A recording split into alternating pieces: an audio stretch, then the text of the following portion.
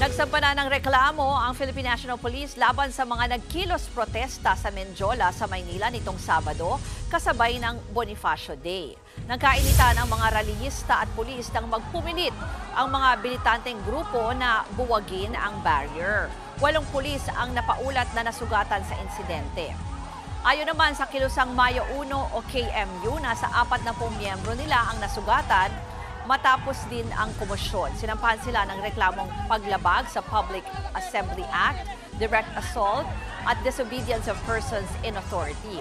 Wala rin daw silang permit para magprotesta. Ilan sa kanilang panawagan ay ang taas sahod sa mga manggagawa at para tutulan ang pamamalakad umano ng kasalukuyang administrasyon. Hindi po tayo papayag na hindi po managot ang mga may sala po dito sa insidente po na ito. Maliban po sa pananakit sa mga pulis natin ay ninakaw pa po yung isang body-worn camera ng pulis natin na hanggang ngayon ay hindi pa po natin nare-recover. Mga kapatid, ako po si Ruth Cabal. Maging maalam at may pakialam sa mga may init at rumaratsadang balita sa Frontline Express. Para maging updated sa balitaan, mag-subscribe lang sa social media pages ng News 5.